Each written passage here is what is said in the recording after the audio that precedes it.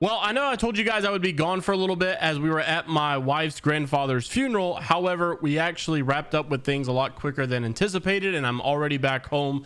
And we have a lot to discuss in today's video regarding Apex Legends being under heavy fire after the head of security posted some clips to Twitter that began a really big controversy. And also one of the biggest Apex YouTubers, one of the bigger Apex YouTubers, I should say, makes his return into the Apex scene, and something we're very happy for. So a lot to discuss in today's video. Make sure to leave a like, subscribe to the channel, and comment down below if you guys want a chance to win the Ash Heirloom giveaway. We actually are picking a winner tomorrow, and also we did win over on the Z League giveaway, so we're going to be picking a winner over there for my community. Thank you guys for making me the most followed person over there. It's truly an honor. Without further ado, let's go ahead and dive right into this. So first thing I did want to make mention of, Ragtag actually did make his announcement that he was returning with this big video called The Next Adventure.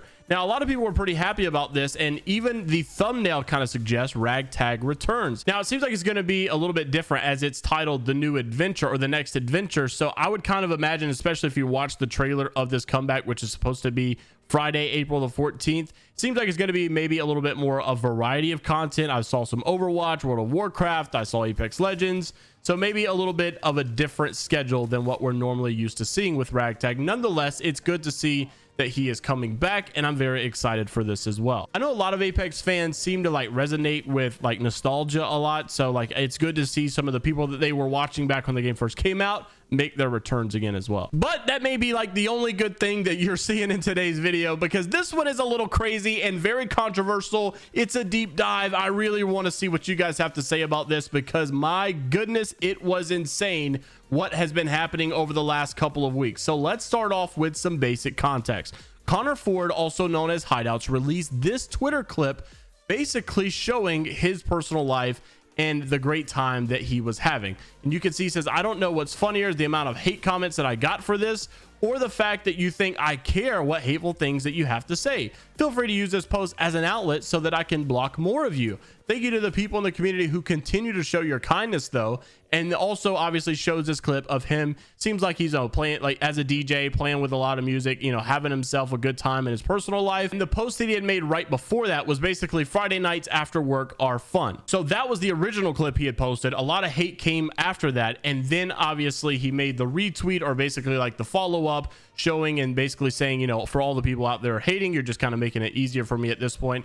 So that's when we had a massive amount of people come out, retweet this, pro players, YouTubers, a lot of people just in the community as casual fan bases, and then even someone who was cheating themselves. It gets really out of hand. So there's a lot of sides that I want to show. Let me know what you guys personally think. Starting it off with one of the EMEA pros, K Swinney, said no hate at all against Hideouts. But with the state that the game is currently in, the head, Apex Security over at Respawn, I feel like it's just terrible communication. Posting that's on Twitter is most likely just saying, "Get DDoS, I don't give a F," or is it just me? Another person with a very similar opinion, JMeyels, says, "I'm not in support of harassing any Respawn employees, but why does it seem like he's taunting folks during one of the most frustrating cheater seasons we've ever had, or at least in ages?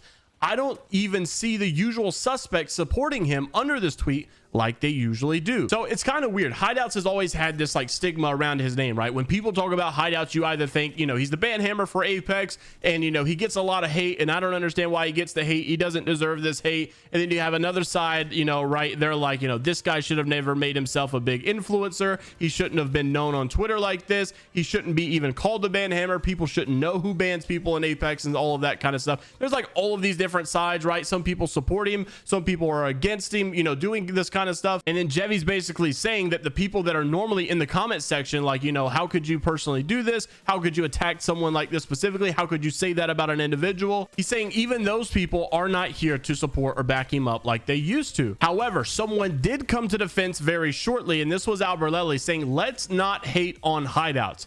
He was actually actively working on cheater reports that I was sending to him last night as he tweeted this out, and well after it. He isn't the problem. The lack of proper anti-cheat infrastructure, as well as a lack of QA testing in patches, is the real problem. So basically, he can confirm Hideouts, while posting this, was actively on his phone, actively on his laptop, whatever it may be, assisting in people that were cheating after his work hours were over, after his day was over, after he had clocked out, whatever it may be. He was apparently still putting in some hours by trying to help with people that were having bad issues with cheaters in the lobbies. And then of course also saying Hideouts is a really cool dude and doesn't deserve any of this hate. So it seems to always go to the same conversation: is should the head of Apex Security be on a public platform like this? Should he have a lot of followers like this? Should he be very well known like this? Should a position of this nature be turned into a professional account and then maybe make a new personal account, maybe only go by Hideouts or whatever on the professional account, maybe like a more personal name over here? I don't know what, but basically, like, the argument is always,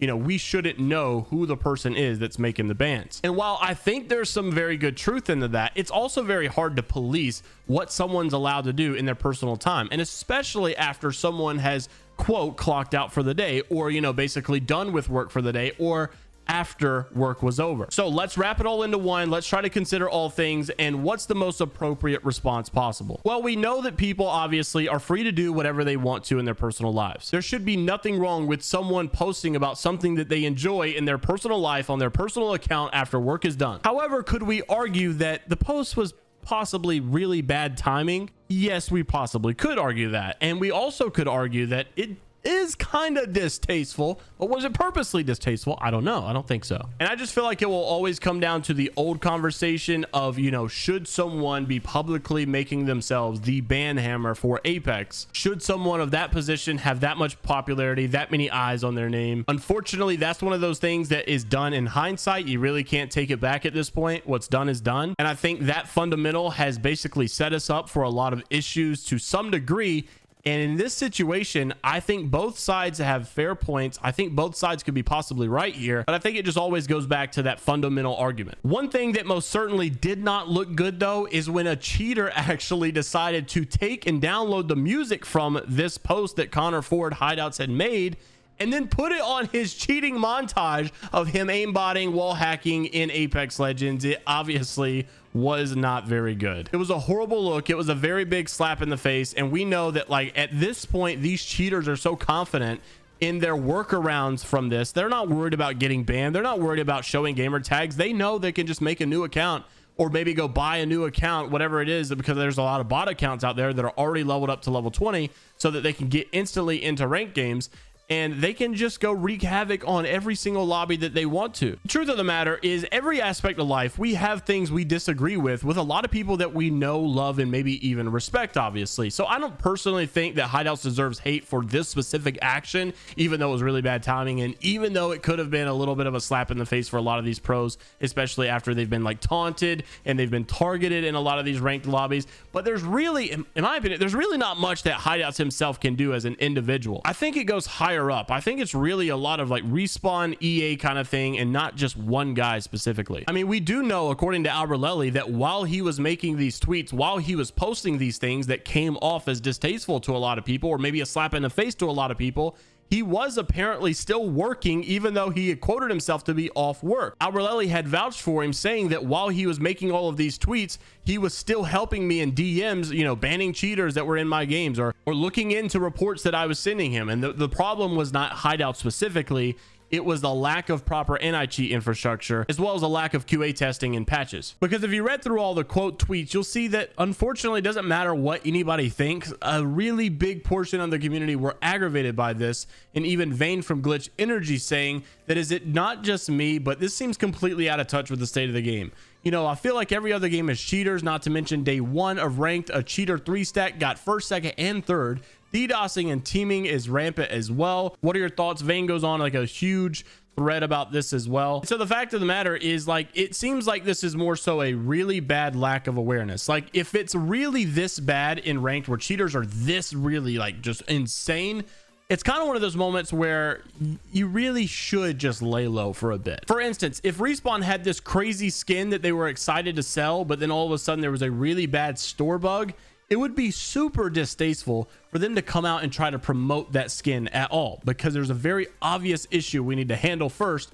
and that is the store having bugs. So the appropriate response would be lay low for a bit until you have some update to give us an update on that bug. But unfortunately, this takes us back to the conversation again. Hideouts' Twitter is not an official Respawn account. He's not obligated to do that. Maybe he needed a little bit better of judgment in this call, but like I said, I'm interested to see what you guys have to say. So definitely a deep dive, definitely a hot topic, and a lot of perspectives to take a look at this from. Like I said at the beginning, I think a lot of the sides make fair points, so I'm interested to see what you guys have to say down in the comment section below. Which side specifically are you agreeing with, and what's your full detailed explanation as to why? I'm totally understanding if you disagree with anything that I had to say or any of the points that, you know, Albert Lely may have made, K Swinney may have made, Jevy Media, anybody. I just want to know what you guys think and why, you know, because God forbid we can't just be adults and have different opinions and talk about them very nicely in the comments and maybe come to a better conclusion. So I'll see you guys in the next one. Take care of yourselves. It's Viber Die, only positivity. And until next time, I will see you all later, Gators.